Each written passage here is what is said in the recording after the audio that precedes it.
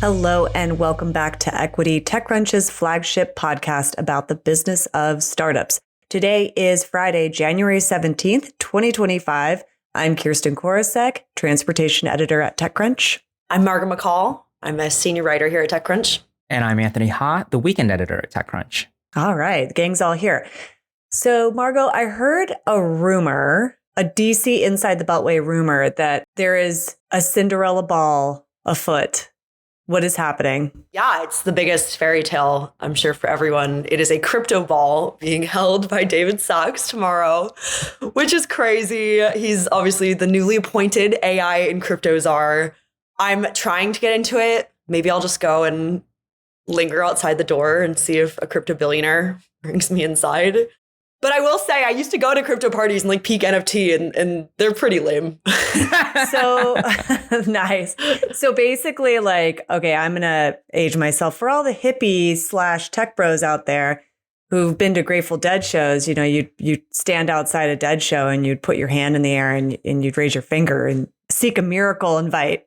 So maybe you should do that. And that's someone will. That's going to be me. Yep. In a ball gown, holding up my Bitcoin wallet of zero, asking for donations. Anthony, have you been to any balls lately? Is this on your 2025 list? None yet. I mean, if people have extra invites, I don't know that I want to go to David Sachs's crypto ball. Anthony, come to the ball with me. Let's go. Now we need 2 invites. Definitely reach out. I don't know that I've ever been to anything that was properly called a ball before. I've been to parties, I've been to concerts, but nothing that's a ball. I just live in my life here. I mean, I will say that one thing that has been bringing me joy has not been a big event, but just online, like seeing some of the craziness leading up to the potential banning of TikTok on Sunday, which I should say we're recording this on Thursday. And so the Supreme Court has not ruled on this yet. It seems like all the indications are they're going to allow the ban to go through, but we don't know for sure. But one of the craziest things that I did not anticipate happening was basically that all the TikTok, not all, but many high profile TikTok users have basically migrated to other Chinese apps, including this app Red Note. And we're just seeing all these videos of people being like, I love the Chinese, I'm learning Chinese. The Mandarin course in Duolingo is like spiking in popularity. Have you guys been following this?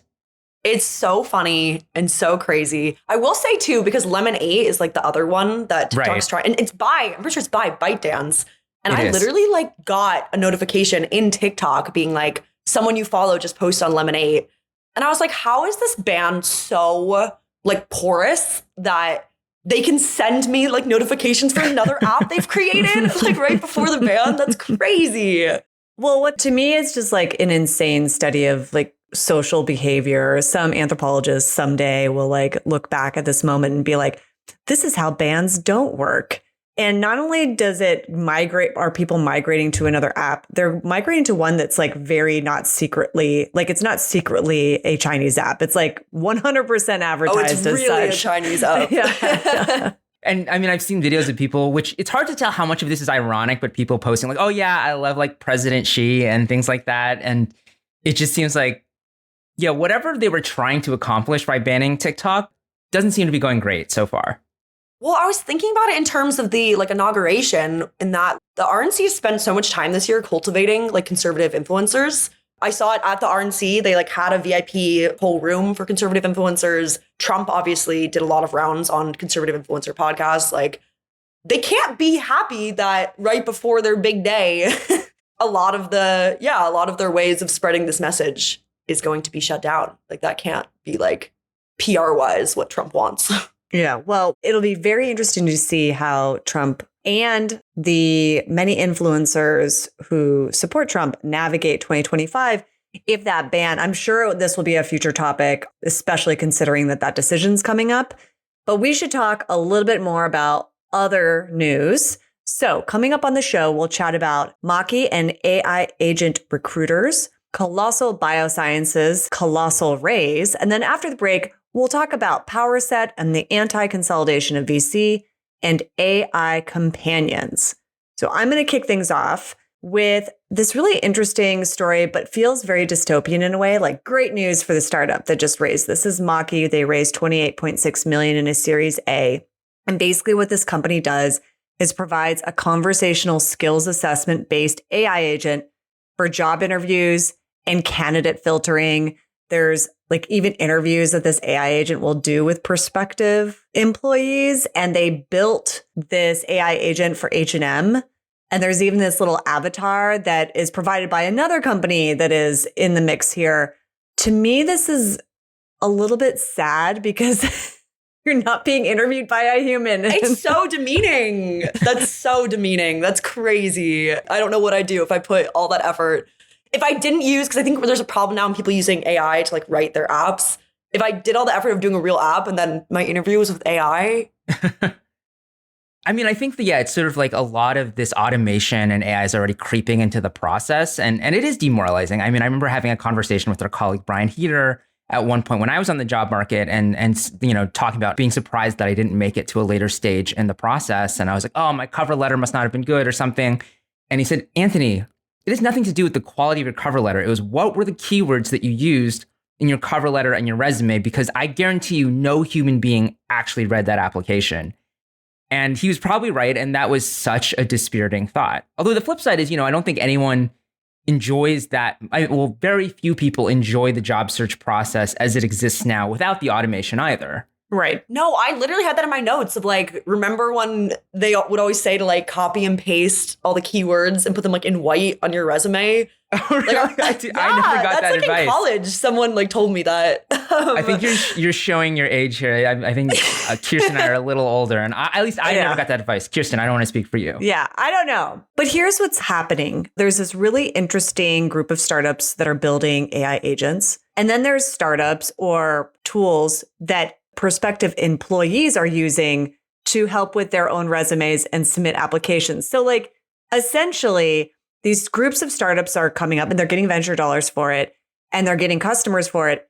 And the end result are like two AI tools talking to each other. Which sounds crazy. I mean, I think so the AI optimists take on that scenario might be, yeah, like you're not trying to like hire or have people spend a lot of time on the job search process. Like if you could actually make it frictionless, maybe that's the best thing is like, great, you're on the market and then the AI tells you this is the job I've gotten for you because it is the best match for your skills and your interests. I don't believe that that's going to happen anytime soon. I think you're going to get a lot more janky things, but I think that's the optimist view, just to like put it out there. It made me think about, we talked about my story about Peterson Conway last week, and he's a recruiter and he's this very, very interpersonal guy where he will spend hours with candidates, like talking about their life story, really trying to figure out what makes them tick, and then really having deep conversations about life with founders of other companies and like matching them up and like this kind of like emotional matchmaking process. That was such a like romanticized view of recruiting to me. And it seems to end up with a lot of happy people. And yeah, this idea of like AI applications meeting AI interviewers, I don't think leaves anyone that happy. Yeah. I mean, before we move on, I guess my question for either one of you is there a peak to this? And on the venture front, as much as like a product front. So, you know, Mocky just raised money, but so did Synthesia, which did the video avatar actually for Mocky. They raised like 180 million at a $2.1 billion valuation for their B2B AI video platform. So where do we reach the AI agent, like job candidate, job tools peak? Are we there? Oh, I think that's still a long ways off. I think, okay. I mean, because it is, I mean, reading, the story that Mike Butcher did, I mean, it sounds like they're very, very early in terms of rolling out with companies. And so one scenario is that it keeps going great and then like it builds that way. Or maybe in a few years, you really start to see the problems in this process and then it starts to dip then. But I think we've probably got at least a year out before that happens. Yeah, it made me think about, I talked to Synthesia. I don't think I'm saying that right. It sounds good to me. It sounds good to me. Say it with confidence. Yes. Synthesia. And nailed it. And when I first heard of them, they were doing AI avatars for like company training videos, which I mean, I wasn't even aware that was like a huge market or that human actors for that were hard to find. But that was kind of like their selling point. And the idea that they're moving into AI interviewers, it makes me wonder if they found their product market fit, because those seem kind of different to me. Hmm. One seems like fairly useful. Like, I guess using AI in videos could save them a few $1,000 hiring a human. The interviewer one, I don't know. Yeah. Well, we'll see what happens. All right. I want to shift gears in a very, very different direction and talk about Extinction. And this is a company that I've been like so fascinated by. But Margot, talk to us about Colossal Biosciences. This is the best company on this planet. This is so cool. They made headlines pretty much anytime any of them say anything because they are trying to bring back the woolly mammoth through gene editing. They raised $200 million at a $10.2 billion valuation, which is like mind-blowing. Their investors are like so eclectic and I find really fascinating. They've got Thomas Tull, who is a billionaire that made his money as a Hollywood producer. He produced The Dark Knight and The Hangover, and then did like sharp pivot into defense tech investing. During their, I think, initial fundraising, they also got a bunch of TikTokers like Josh Richards, who's like Hype House, or no, he was Sway House. It's really important that the viewers know that I know my TikTok content houses. Yeah, please don't embarrass yourself. So they had influencers. They've got this billionaire. The founder is George Church, who's like the geneticist. He is world renowned and very prominent. They say, I thought this was interesting in the article, they talk about their ultimate goal being artificial wombs. Oh, okay. That's going into a new crazy area. So I saw Ben Lamb, who's the CEO of Colossal. Actually, one of our former colleagues interviewed him on the stage of South by in 2023. And the whole like origin story of the startup is really fascinating. Basically, Ben was like talking to George Church, who's like the father of synthetic biology. And at the very end of this like long conversation, he just like mic dropped and was like, yeah, also looking to bring the woolly mammoth back. And then, of course, got a lot of excitement. And then here we are now, like the startup has now been created. I keep coming back to like, sounds so cool and interesting, but like, should we be doing that? Like, did we learn nothing from Jurassic Park? The lessons learned from there? I mean, it seems like they're doing de-extinction not to create a theme park where the animals will break loose and kill people, but for biodiversity purposes. I mean, I'm sure there are risks involved because the ecosystem of 2025 is not, the ecosystem of the woolly mammoth. I mean, it seems like a noble goal. I think definitely for me, it's very much like, wow, this seems super cool if they can pull it off. Can they pull it off? And, it seems like it's going to be a few more years before we find out. Does anyone understand? Because I have tried to Google this, but I don't understand their like business plan. They said they were going to get biodiversity credits, which I think are similar to carbon credits. I don't know how lucrative that is. They said, I think government contracts. I don't know where the money is. And then they just threw in artificial wombs. I mean, this is inevitably leading to the amusement park with the animals. Exactly. I was just going to say, you just proved my point. I'm in. Like, I don't mean to sound negative. I'm in. So also, is this like, I'm going to throw out a conspiracy theory. This is a place for news, but this is just a fun idea. So everyone just hold tight. Is this why there is a debate over who owns Greenland? Is this where the woolly mammoth is going to end up being in Greenland? That was such an out of left field take. Yes, it is. I like it. I just had to put it out there. No, but in reality, I do have a question, which is like, once they do this, if they are able to physically achieve this, where will these woolly mammoths be located? In my backyard. Going? I will take one. I want one. I think we should all get these animals. I have no idea, though. Where are they from originally? Does anyone? Well, I mean, the world was a very different place, but there was a massive ice age occurring at the time. And there were literally different continents. Yeah. So. Okay, guys, thank you for the history lesson on the world. I mean, like climate. I mean, what do they eat? Let's all calm down. Well, they're definitely not in the desert. So I would assume like a Greenland type atmosphere. It's not that crazy of a conspiracy theory, quite honestly. But I am very interested in all seriousness. Can they achieve this? Where will these animals be located? And what is the business model? I sure hope it's not a theme park. We should mention, though, that they have already been spinning out other startups from the main company. So I guess there's maybe also a scenario where Colossal is this sort of primarily this kind of tech breakthrough company. And actually all the money comes from these like spin out companies instead. That's interesting. I like when like VC just ends up funding research.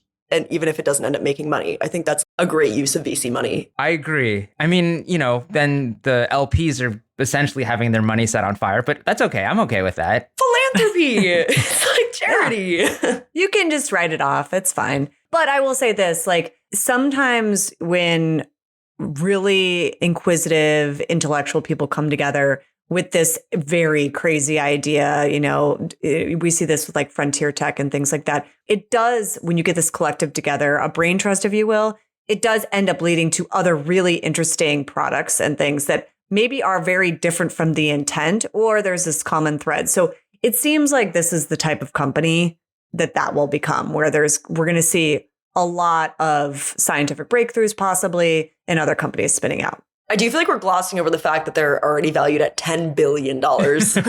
Thank you for the mic drop at the end there. Yeah, $10 billion is a lot. And I don't even have words for it because, again, there isn't any actual product yet.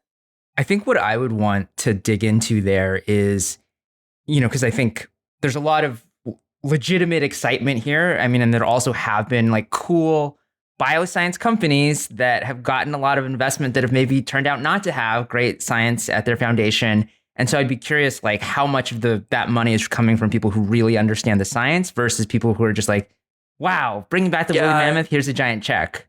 It would be funny though if they tried to do like Theranos fraud with the woolly mammoth and they like put a wig on like an elephant. Listen, one crime I'd be willing to commit is if they want me to impersonate the woolly mammoth, I will do it. I'm like down for them to do fraud. I think that's fine. Oh my gosh.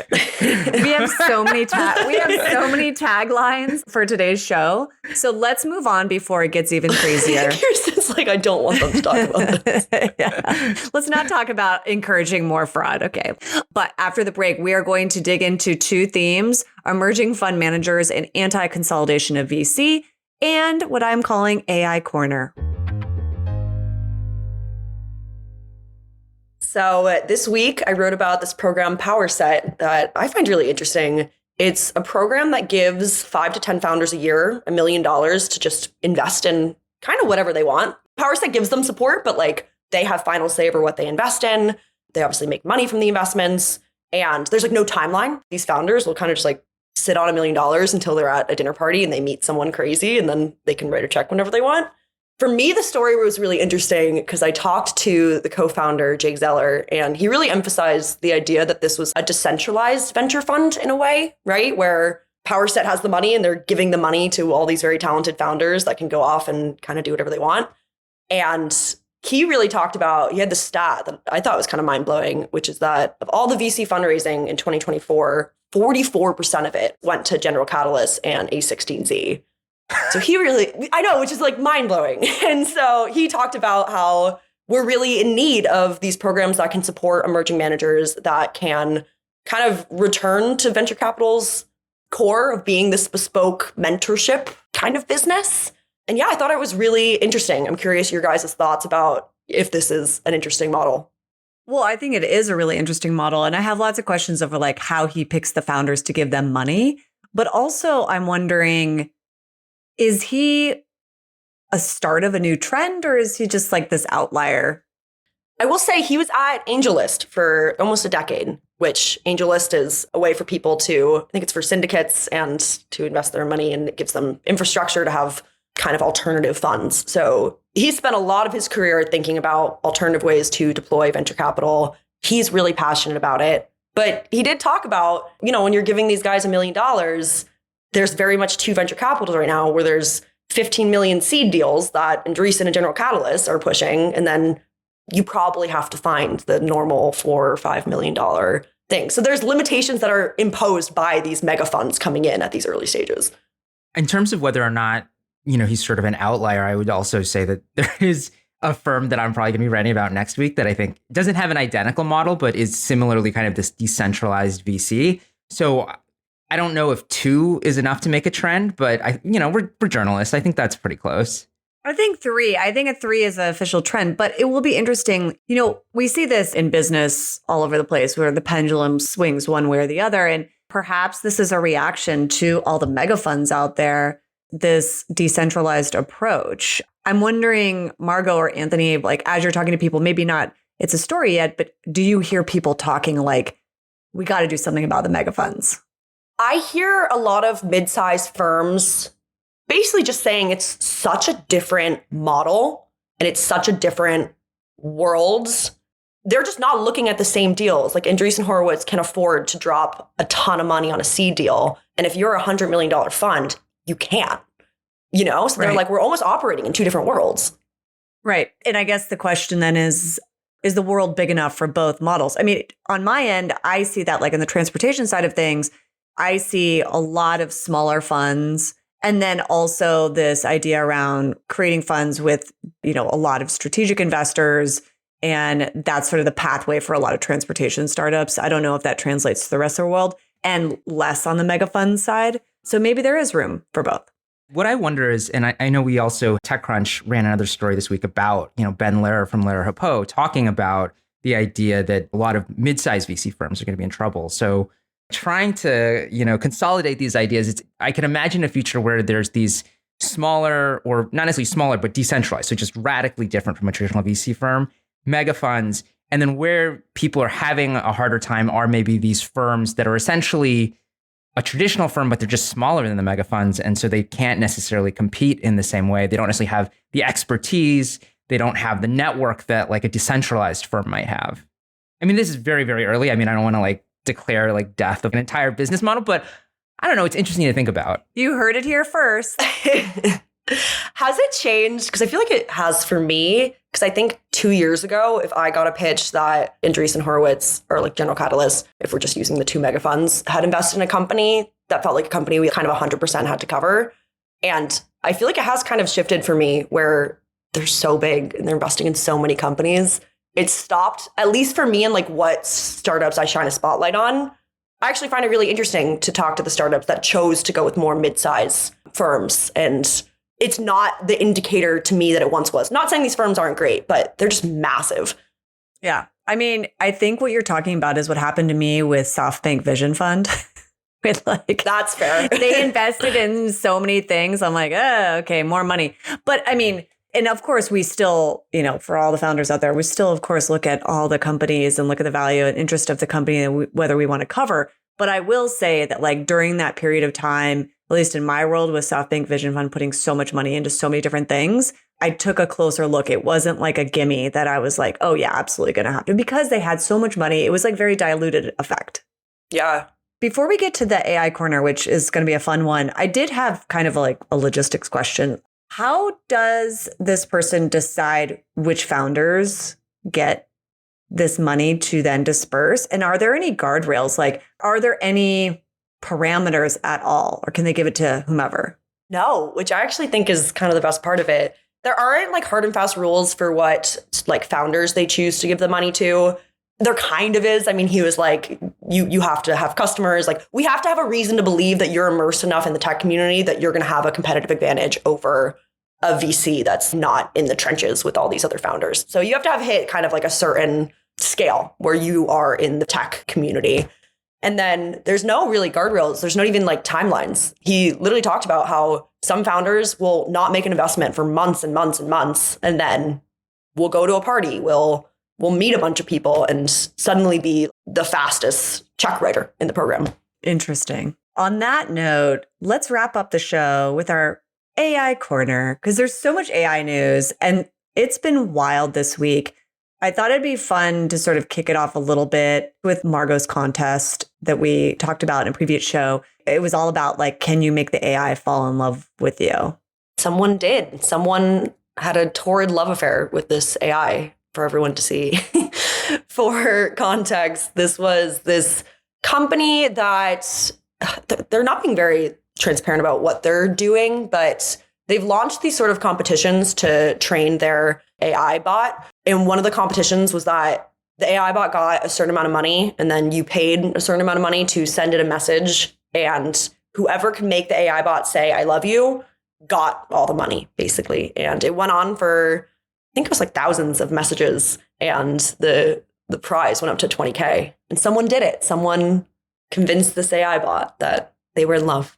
Right. And it seems like this company was not the only one interested in this idea of basically love, friendship, companionship with AI. There's a couple different things that we could talk about here, but I think probably the most eyebrow raising, like maybe concerning, was this New York Times story about a woman who's actually developed a relationship with ChatGPT, started chatting with it. And now she's not like being tricked. She doesn't know what she's doing, but like has like feelings for ChatGPT as a sort of companion. And I look at things like this and I'm not saying that they don't have any place in the world, but I don't feel great about it. It feels kind of alarming. Where do you guys fall on this? Kind of. I put it in the very, again, maybe I'm like, oh, wow, she's so conservative about the ideas around AI. How limiting. But I do think that, as you mentioned, there are some obviously good use cases. So I am in no way anti-AI in the traditional sense of it. And I do think it's good that people can find outlets if they're lonely to find other, things. This is why people have pets oftentimes. But I do feel like this is a different category where someone could clearly be very influenced in their life by something that is not human. I mean, humans influence humans all the time, for better or for worse.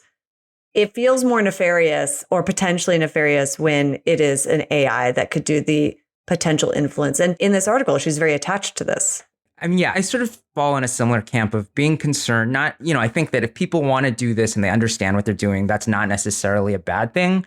But I think the companies have to take that responsibility very seriously. They can't, I think sometimes there's this tendency among, say, social networking companies being like, hey, we can't control how people use this. It's just a tool. I think that OpenAI, if people are treating ChatGPT as a friend, especially like young people, vulnerable people, then like they have to take that use case very seriously and put like serious guardrails in place so that at least it minimizes the chance that to lead to like really bad or harmful outcomes. I mean, I think we can't talk about this without talking about the character AI lawsuit, which is when a young person, they were very prone, I think, to developing this very parasocial relationship with their AI bot, and they ended up killing themselves, which was obviously very sad. But when you looked, like the article went through all like the most popular bots, and it was popular guy from your high school. Like it was just things clearly that kids were using. You know what I mean? Right. And I mean, there is sometimes also like it's hard to establish causation with like, did they harm themselves because they were using this bot, or was this bot something they were using at the time that they harmed themselves? And, I think these are all big questions that people are going to be trying to investigate, that they're going to be litigating probably in various ways for the next few years. I would also say, I think part of the context that we are talking about these kinds of tools is, people talk about this idea of like an epidemic of loneliness, particularly in the United States. And, I think there's sort of differing data and opinions about how bad it is, but it does feel a little bit like this is a tech solution to something that's fundamentally a societal problem. And so I'm not opposed to these kinds of tools existing, but I don't think we should kid ourselves that like if we have a loneliness problem, like ChatGPT is not going to solve it. Right. And also, it's not just about talking back and forth with ChatGPT. There's also a bunch of companies out there that are creating wearables. So you're like literally wearing your AI friend with you. I mean, last summer we saw Friend's $99 necklace using AI to help combat loneliness. While we were at CES, everything was AI, every kind of device you could think about. Some companion associated, others just, like the AI spice dispenser, which was insane. But I think what we're seeing is that it's not limited use, meaning you can carry it with you. And then that to me has even more implications with society, which means that as you are interacting with society, potentially you're interacting with your AI friend. Right. Because the petty part of me is also like, if you're going to have an AI companion you take around with you, wear headphones. I do not want to hear your AI companion, but obviously we've seen like how people can like walk around. And I've been this person too, right? And you wear headphones and you're like in the world, but you're not really in the world. Absolutely. So I'm wondering for final wrap up, it's the beginning of the year, so I still feel like in predictive mode, So what do we think is going to happen this year in terms of all of the inroads happening with AI companions? Is this going to be like a big litigious year like we are seeing with character AI? Or is this something that it's going to take a minute for it to really play out? I mean, Instagram only just launched teen accounts. And think of how much scrutiny they've gotten for years about how teenagers are. Like, that's crazy. So I think it will happen eventually, not necessarily because they lose a lawsuit, but there's enough pressure and they've hit some sort of critical mass where they don't need to optimize for crazy growth. And then they can be like, okay, now we can limit what teens are using our product for. If we're being really cynical, which I am. I think also that, with the Trump administration, it seems like a lot of the Trump allies, and I know, Margot, maybe you've written about this, Max has written about this, there's a lot of concern from conservatives about like, actually maybe the guardrails we put around AI are bad because that's essentially censorship and sort of giving in to wokeness. And so this seems like it should not be a partisan issue, but I feel like anything can become one. So that'll be interesting too. Okay, so my prediction is we'll be talking about this a lot. Safe. And that concludes our show. Yay! We are out of time. Thank you, Anthony and Margot, for joining me today on Equity. Equity will be back next week, but until then, you can find Equity under the handle @EquityPod on X and Threads. Equity is produced by Theresa Loconsolo with editing by Kell. We'd also like to thank TechCrunch's audience development team. Thank you so much for listening, and we'll talk to you next time.